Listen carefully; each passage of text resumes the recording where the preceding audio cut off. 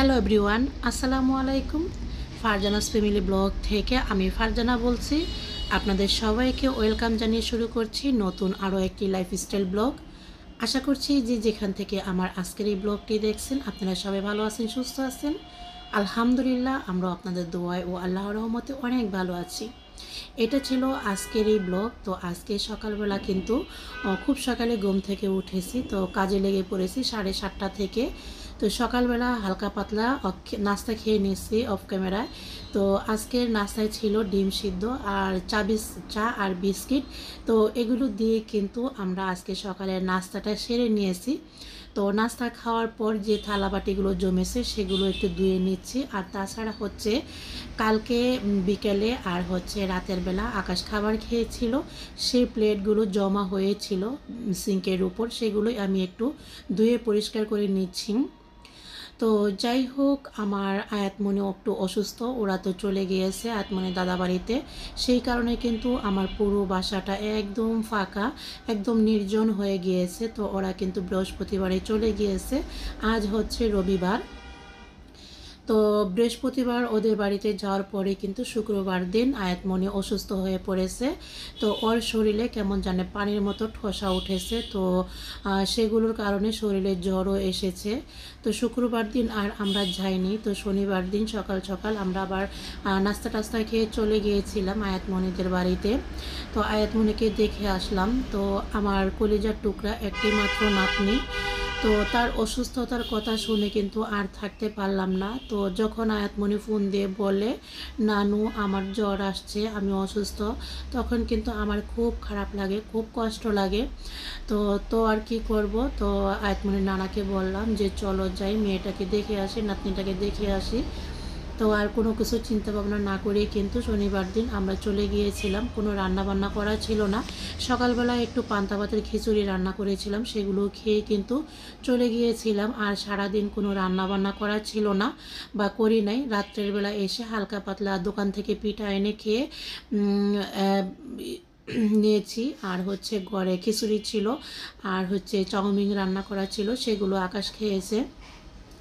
তো যাই হোক, সেই কারণে কিন্তু আমার রান্নাঘরটা আবার তেমন একটা ময়লা হয় না। খালা আবার কালকে আমার যে চুলাটা ছিল সেটাকে একদম সাবান দিয়ে পরিষ্কার করে ডিপ ক্লিন করে রেখে গিয়েছিল, সেই কারণে চুলাটাও তেমন একটা নষ্ট হয় নাই।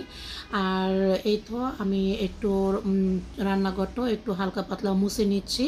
কারণ হচ্ছে একটু পরে রান্না করতে আসবো, তখন যদি একটু পরিষ্কার না থাকে তাহলে আর ভালো লাগে না। তো কোথাও থেকে আসার পর কিন্তু আমার কাজকর্ম করতে একদম ইচ্ছে করে না।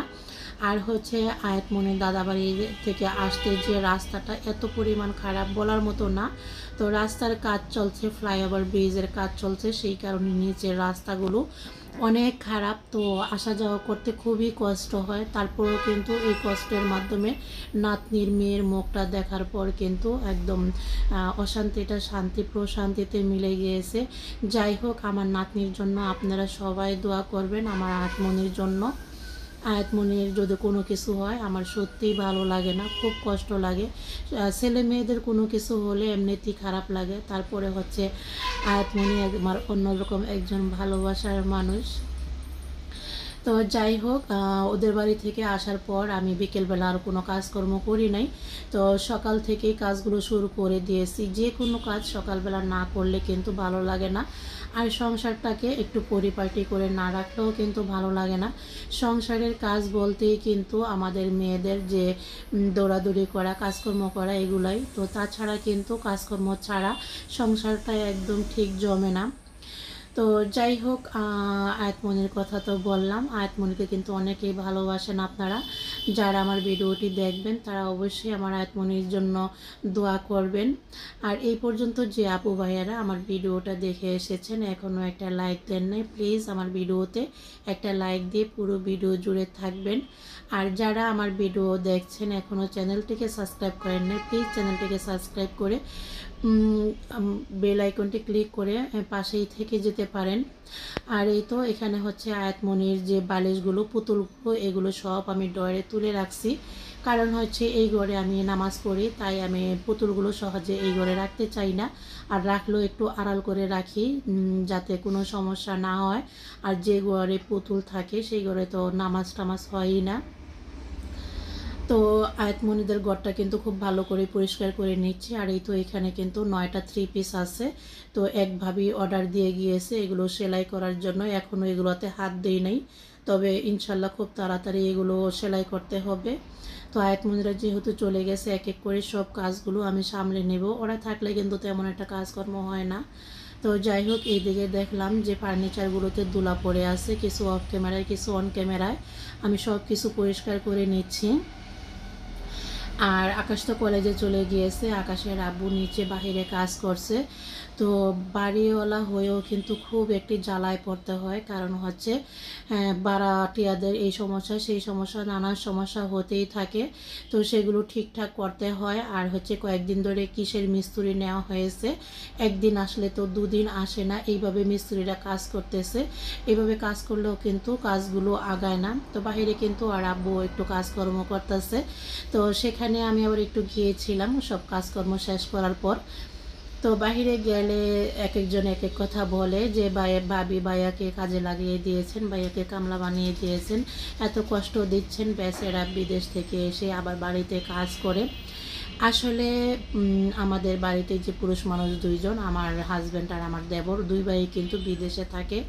আর আমাদের এই বাড়িটার যে ভাড়া টাড়া দেওয়া আছে সব কিছু দেখাশোনা কিন্তু আমার নিজেকেই করতে হয়। তো আমি মহিলা মানুষ হয়ে যতটুকু সম্ভব আমি করি, আর যতটুকু না পারি সেগুলো আমি রেখে দিতাম।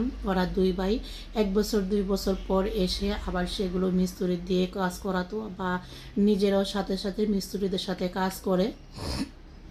তো যাই হোক, এখানে ভিডিও রিলেটিভ কিছুই বলছি না। তো আমি কিন্তু শারমিনের বেডরুমটা পুরোটা একদম পরিষ্কার করে গুছিয়ে রেখে এসেছি। এখন হচ্ছে আকাশের রুমটা গুছিয়ে নিচ্ছি আমি আর খালা। তো আকাশের বেডরুমের যে বেড কাভারটা ছিল সেটা আবার আমি চেঞ্জ করে দিয়েছি।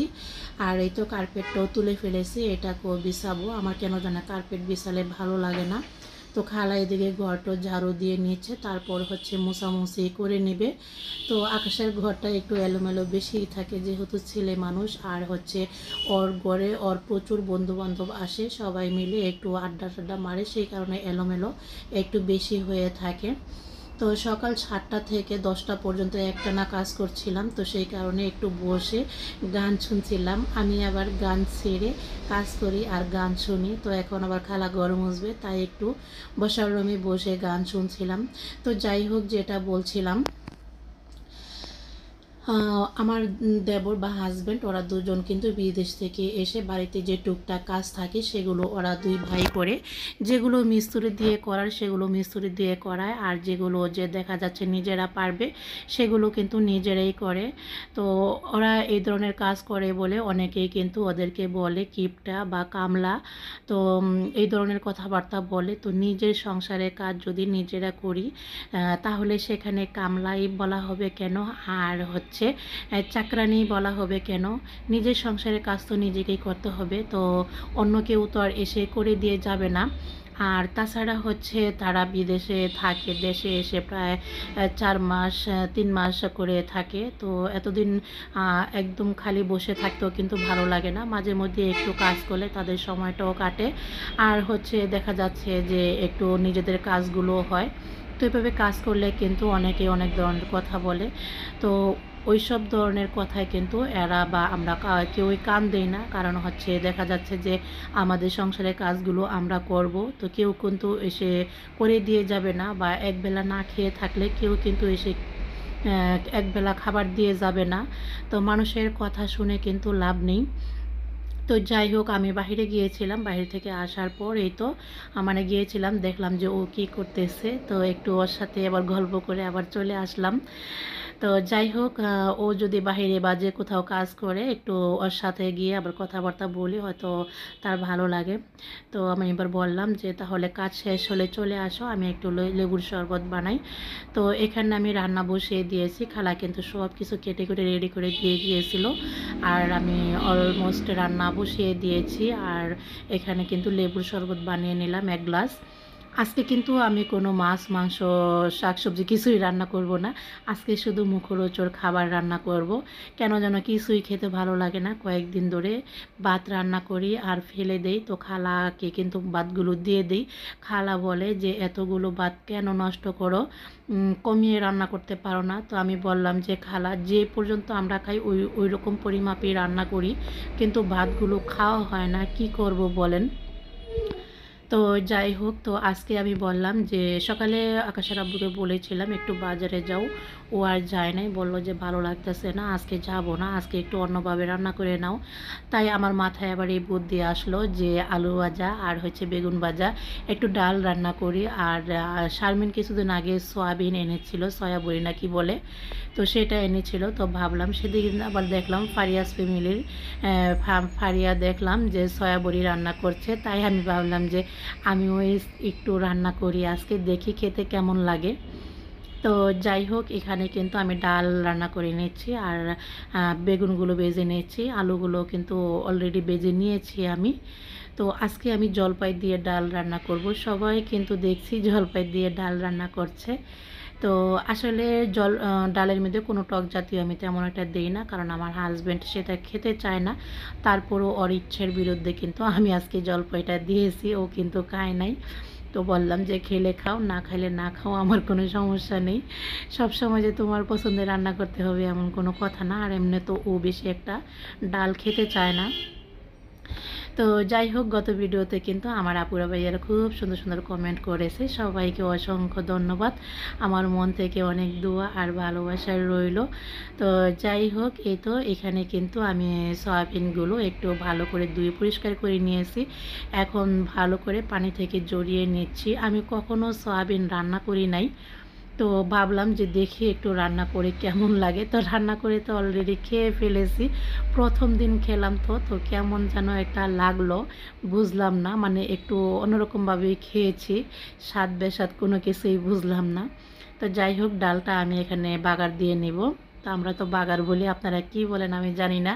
তো এখানে রসুন, তারপরে হচ্ছে শুকনা মরিচ আর কিছু পেঁয়াজ দিয়েছি, আর হচ্ছে আস্ত জিরা দিয়েছিলাম। তো এগুলো দিয়ে কিন্তু আমি ডালের বাগারটা দিয়ে নিলাম। আর এই তো আমি কিন্তু অফ ক্যামেরায় আমার এই সয়াবিন রান্নাটা করে নিয়েছি, দেখতেই পাচ্ছেন। তো সকাল সকাল কিন্তু উঠে, ঘুম থেকে উঠে কাজকর্ম শুরু করে দিলে কিন্তু খুব তাড়াতাড়ি কাজগুলো শেষ হয়ে যায় আর রান্নাবান্নাও খুব তাড়াতাড়ি শেষ হয়ে যায়। তারপরেও আজকে রান্নাটা আমার একটু সময় লেগেছে। তো যাই হোক, এখানে কিন্তু কথা বলতে বলতে আমার রান্নাটাও শেষ হয়ে গিয়েছে প্রায়। আর হচ্ছে চুলায় ভাত বসিয়ে দিয়েছি। তো আকাশের আব্বু কিন্তু এসে গোসল করে শুয়ে পড়েছে, কারণ একটু পরিশ্রমের কাজই করেছে। আমাদের বাড়ির চারপাশে যে ইটার খোয়া ছিল সেই ইটগুলো এনে রেখেছে, তাই একটু পরিশ্রমটা বেশি হয়ে গিয়েছে। তা আমি বললাম একটু বসো, আমি খাবার দাবার দিচ্ছি। তো এই তো টেবিলে কিন্তু আমি খাবার টাবার দিয়ে দিলাম। এরই মধ্যে আমি গোসলটা শেষ করে নিয়েছি। গোসল করে এসে দেখি যে আকাশের আব্বু ঘুমিয়ে গেছে। তো তো যাই হোক, টেবিলে আমি খাবারগুলো দিয়ে দিলাম। তো এই ছিল আমার আজকের যে দুপুরের মুখরোচক খাবার। এই খাবারগুলো দিয়ে ভাত খেলে কিন্তু বেশ ভালো লাগে, পেট ভরে মন ভরে ভাত খাওয়া যায়। তো যাই হোক, আমি কিন্তু ভিডিওর লাস্ট পর্যায়ে চলে এসেছি। অনেক বক বক করেছি, অনেক কথা বলেছি।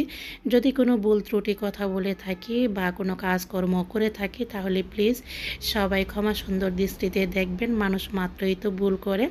তো এই ছিল আমার আজকের ভিডিও। সবাই ভালো থাকবেন, সুস্থ থাকবেন, নিরাপদে থাকবেন। আল্লাহ হাফেজ, আসসালামু আলাইকুম।